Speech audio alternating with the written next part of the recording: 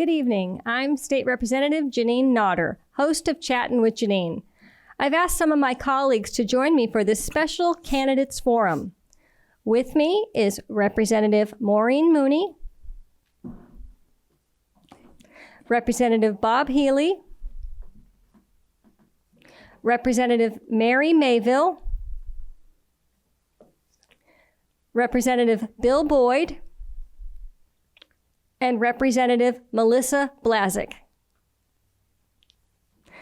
Thank you for joining me, representatives. Now, our elections for state government are in November. The local elections for town government is in April. Sadly, voter turnout is always very low. So we're hoping that this forum will inspire the people to vote. This year, the town elections will be held on April 12th. We would like you to meet some of the candidates for town council and school board that we have endorsed. Introducing the candidates on this forum. On the ballot for town council, we have Barbara Healy, Andy Hunter, and Lon Woods. For school board, we have Jamie Von Schoen and Jennifer McCormick. Before we get started with questions, please know the 3 Merrimack polling locations on Election Day, which is held on Tuesday, April 12th, 2022. The 3 polling locations in town are the James Mastrocola Upper Elementary School, fondly known as JMUS, Merrimack Middle School, and St. John Newman Church. Polling locations are open from 7 a.m. to 7 p.m. In order to vote, you must be a registered Merrimack resident with the proper photo ID. If you are not able to vote in person, need assistance to register, or an absentee ballot, please contact the Merrimack Town Clerk's Office. The phone number is 603-424-3651. Again, that number, 603-424-3651. We have a set of questions that we'll be alternate asking. So starting with our Merrimack's newest representative, Bill Boyd. Thanks, Janine. The first question is for Councilor Healy. Councilor Healy, on Tuesday, April 12th, voters are going to go to the polls and they're going to find a proposed budget increase of 1.7%. I was wondering if you could talk to the community a little bit about what those spending priorities are for the council that they'll be voting on and have a little bit of an understanding of those issues. Sure, thank you. So just like any corporation or even a household, there are certain items within a budget that are fixed for the most part. Those include salaries and benefits for the employees. Those are always in the budget. Those are there every year and they have to stay within the budget. So it's not something that we can usually negotiate on, particularly since we have several different unions that represent the employees of the town. Another fixture in the budget is what you have in your homes as well. What we call it rent, heat, and lights. In other words, you have to pay the mortgage, you have to pay the rent, you have to pay the electrical, you have to pay for your fuel for heat, and those are always fixed within the budget as well. But this year, we have a couple of other items that you're going to find on the budget. One is, and many of you have seen the fire department commenting on this, is the fact that there are certain areas within the town that are dead space, they're dead air. So if firemen are trying to call back to the station, or they're even trying to talk to each other within the fire experience, oftentimes they can't hear each other or they can't get through. So one of the things on the budget will be a new communication system that will both be used by the fire and the police. And we are actually piggybacking onto a system with Nashua that they already have in place. So that will end up being a lot cheaper for everyone here in town from a property tax situation. Another thing is a new ladder truck. And as many of you know, again, who follow our fire department, the ladder truck has been in the garage getting fixed more times than it's been on the road. So it's time to buy a new one. And for that, you'll find that on your ballot as well. The other and the last one that's really major this year as well, and it was last year, is the wastewater treatment facility. And as many of you know, our treatment facility is like 50 years old and counting, and we still have original equipment for the wastewater treatment facility still installed, still functioning, still being used. So rather than wait for a major incident to happen where we have to get it fixed under emergency conditions, we're getting that fixed every year. A little bit more gets done. So those are the major items that you're going to find in the budget this year. And hopefully you'll vote for it, and we'll have another good year next year as we pass through and move on to new things for the following year. Thank you. A question for Andy Hunter, who's running for town council. What has been your biggest challenge as a town councilor? So fortunately, as a town councilor over the past 10 months, we haven't had a lot of contentious subjects brought up. But for me personally, I think one of the biggest challenges when a department comes and requests an expenditure, you always have to balance that against the needs of the taxpayers. And so it's always keeping that balance. Fortunately, we have some very responsible department heads here in Merrimack, and when they come and request something, it's usually a need, not a want. And so that makes the job of the counselor a little bit easier when you know there's a department out there that needs something to maintain our infrastructure in our town. And so that makes it a little bit easier decision. But for me, it's always weighing that the benefit to the town and the department to have that piece of equipment or for whatever they're requesting versus the taxpayers in the town that are going to have to foot the bill to pay that. Good evening, Lon. I'm glad to see you running for re-election to town council. Could you describe the importance of fiscal responsibility on a town council? Thank you, Bob, for that question. In a word, paramount. The financial condition of a community speaks to the residents, the business community, and industry as to who and what we are. The town survives on revenues assessed from those groups, taxes and fees. I believe the council must be ever vigilant in applying fiscal perspective to all matters of financial consequence that comes before us. In my experience, there are very few that do not have financial implications. I think we can agree that a town perceived by groups mentioned above to be in poor fiscal position flirts with peril. Fortunately, the town of Merrimack is not in that condition. The town has positioned itself well.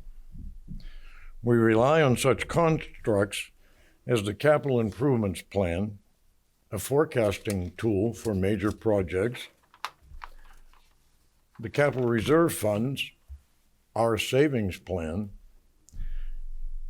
and the council is given quarterly updates from our finance director, a temperature check,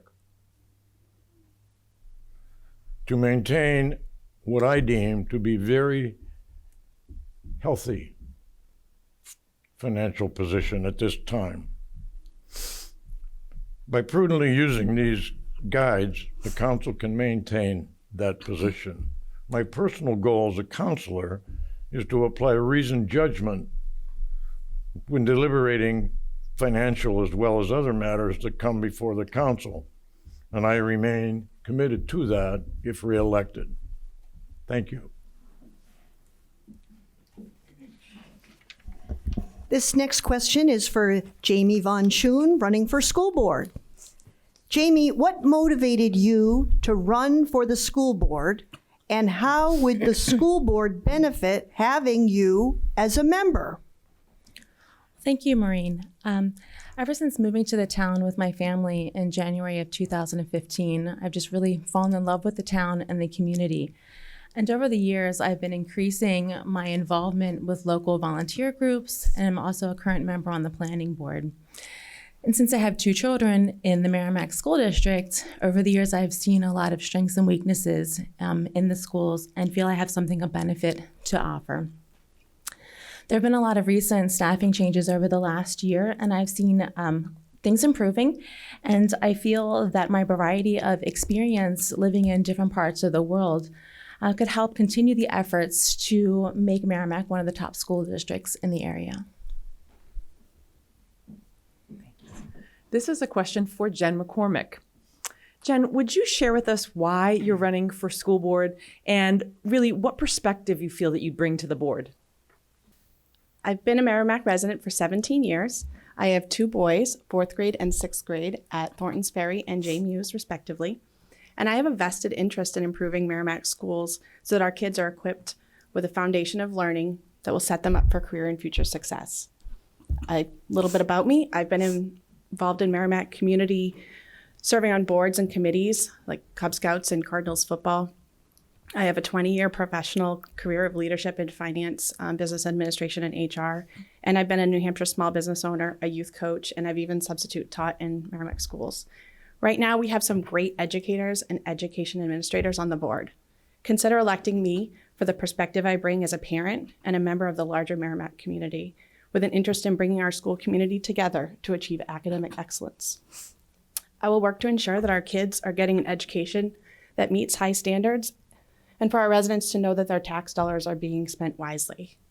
I will focus on providing teachers and faculty with the resources and support needed to perform their jobs at the highest standard while utilizing taxpayer funds as efficiently as possible. In short, I believe I would bring the valuable perspective of parents and community as we refocus our attention to getting back on track with the business of educating post-pandemic, providing Merrimack students and teachers with the leadership, support, and tools to help them thrive. Thank you.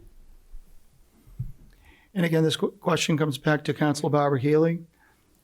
Councilor, over the last 5 to 10 years, the town of Merrimack has seen I don't want to even call it a growth spurt. It's kind of this expansion of mix of residential and commercial that has come to town that has caused a level of concern with people in the community.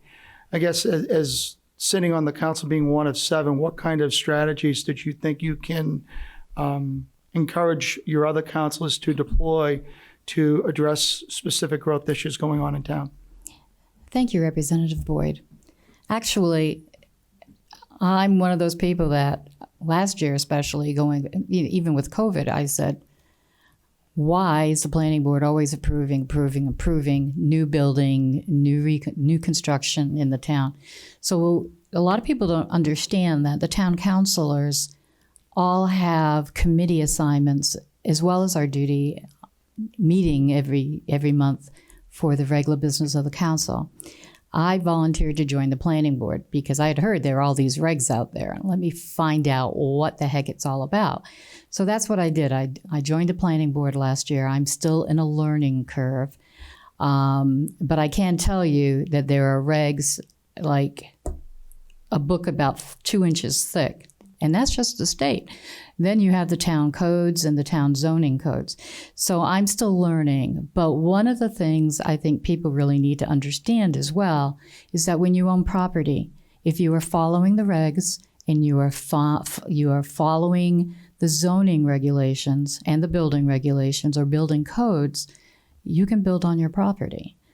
Now, one of the things that will be coming up this summer that I'll also be experiencing for the first time is when they do the plan for the town regarding what areas are commercial, what areas are industrial, et cetera.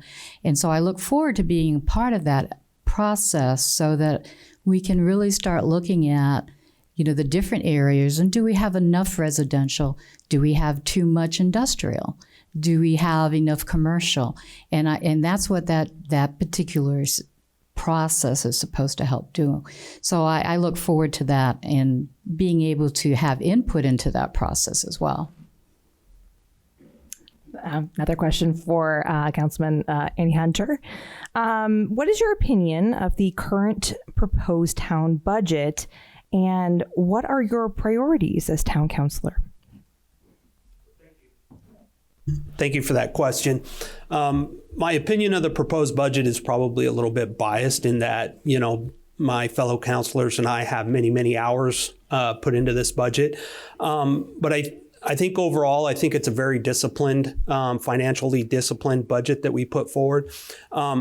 My test to the budget, and something I stated at the very beginning of the process, for me personally, I want to make sure that the increase to our budget is less than the cost of living allowance increase. And that was always the gauge that I applied to the budget. So if you look at Social Security this year, I think it was 5.9% increase. If you look at the overall budget, the increase that we did to the budget, it was about 4.5%, 1.7 million.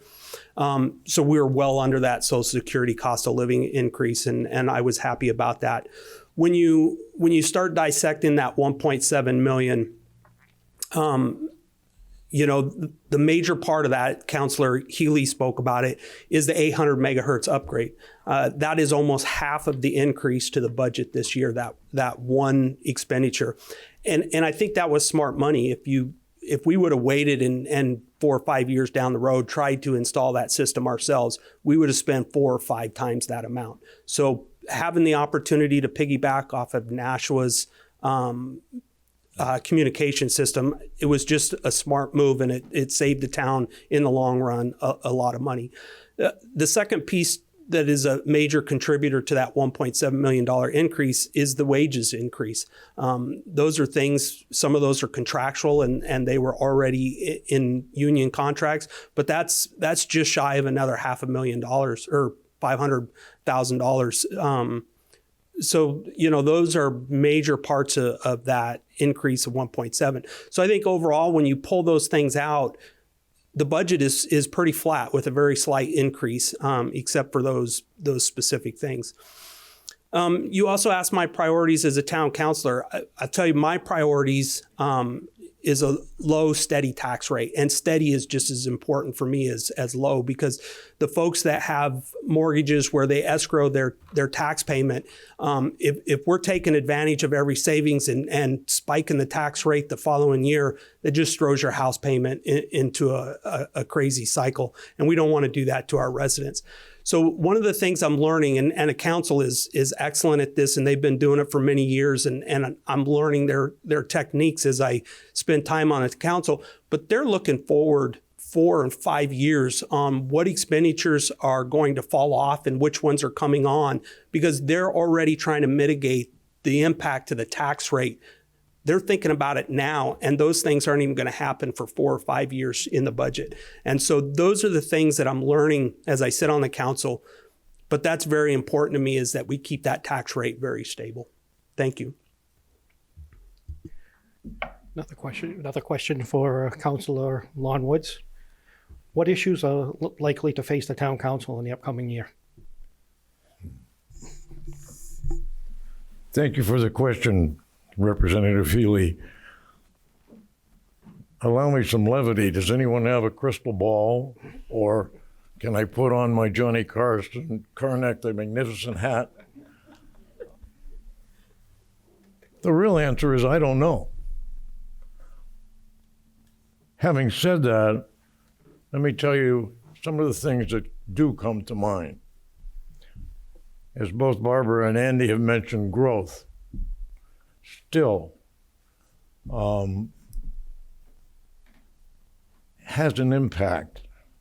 A drive around town reveals that is, I'll say, as Representative Boyd mentioned, increasing. There are those who say, okay, it's all right for that because that increases the tax revenue and so on. But I think we have to be cognizant of the fact that there are costs that come with growth. And I'm very glad to say that I believe we're well positioned to handle that at the time.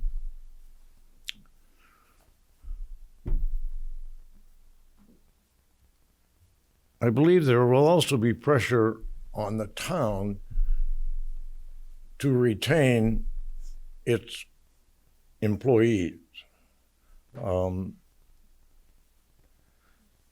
years ago, around the room here and out there in the community, the pandemic all of a sudden changed things very quickly. So it's a little fraught with danger to try to predict major issues.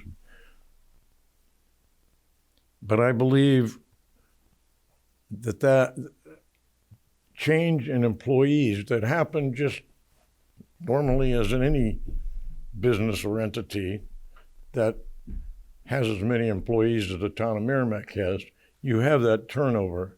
And we have to keep ourselves, I believe, in a position to be able to fill those positions when they become available with very quality people. We've been very fortunate to have been able to do that to this point. And I may be crawling out on a limb here, but I'm going to say I believe inflation is going to have an impact on council deliberations in this coming year. I'm not going to go further into what that impact will be, but I believe it will be there. So those are three things, Bob, that you asked about.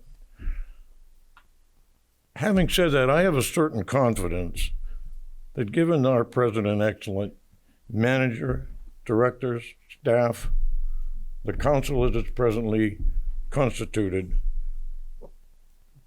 we'll be in a good position. We'll keep the town in good shape. Thank you.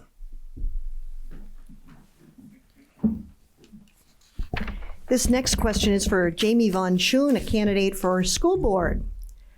What do you feel should be the top focus of the school board over the next 3 years, and how would you be able to support those efforts?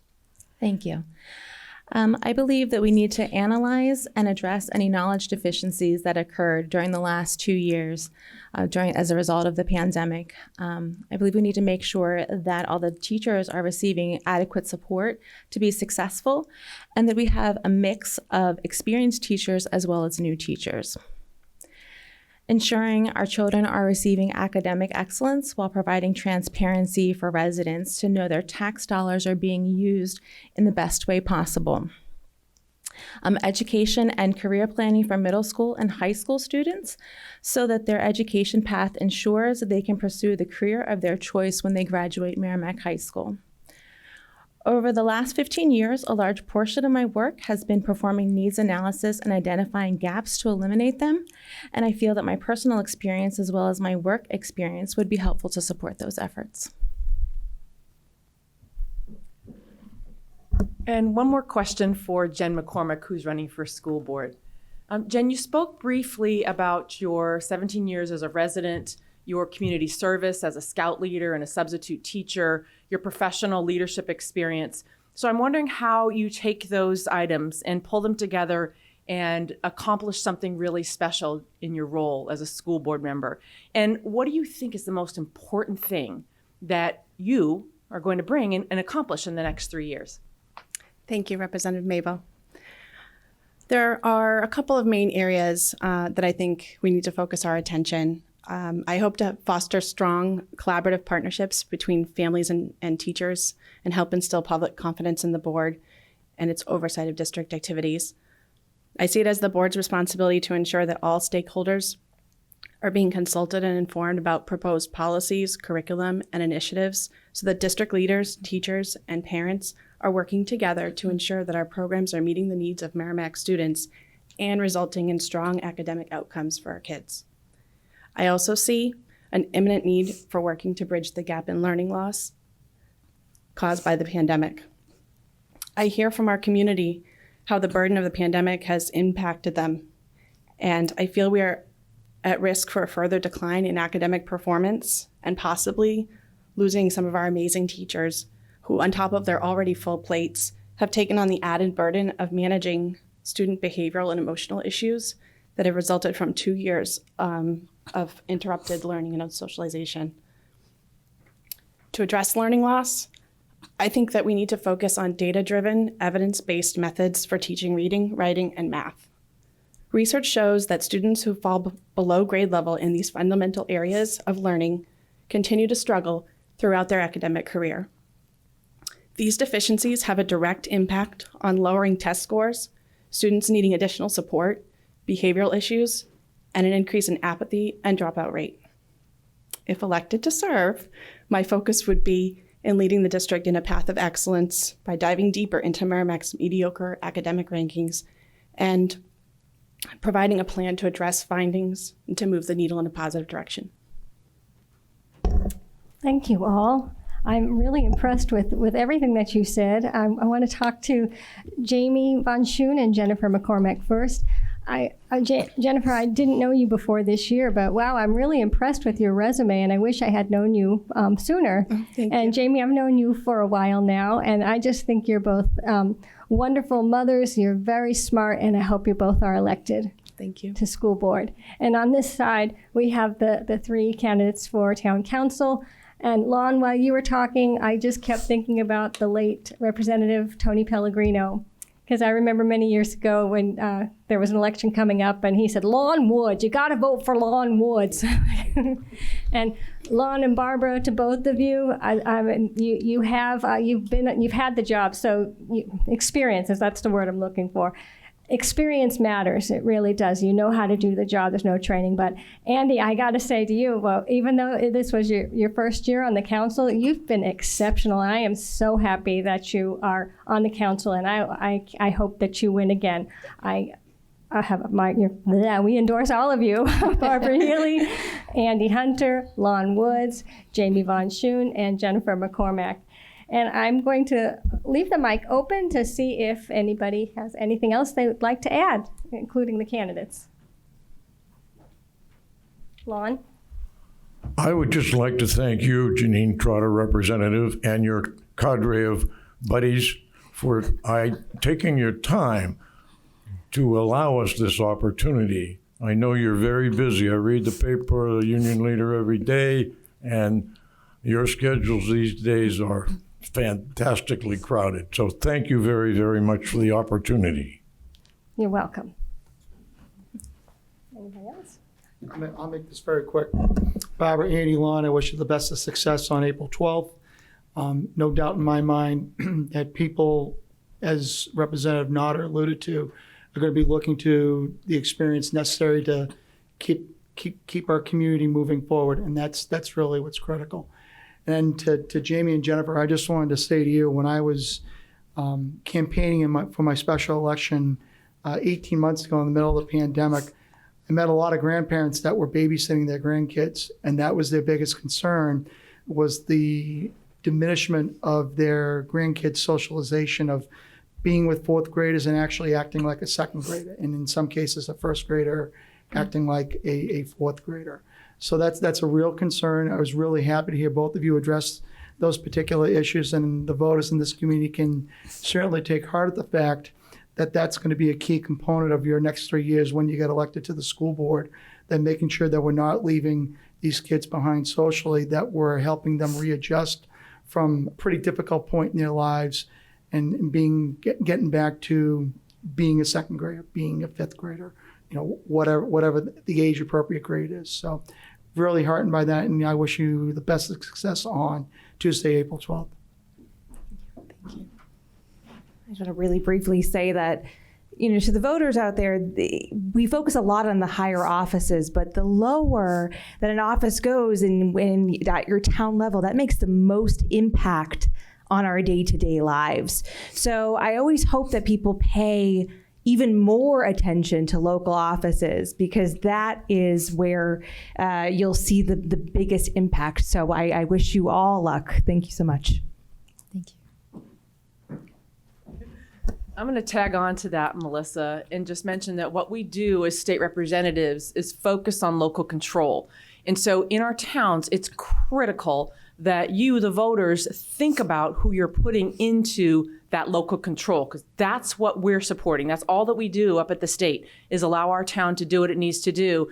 And I think this cadre here of our school board members, Jen McCormick, Jamie Von Choon, and our town councilors, Lon Woods, Andy Hunter, Barbara Healy, they are the ones that you want to put your trust in and put our town in their hands. They're there. We support them. And we're looking forward to working with them over the next 3 years.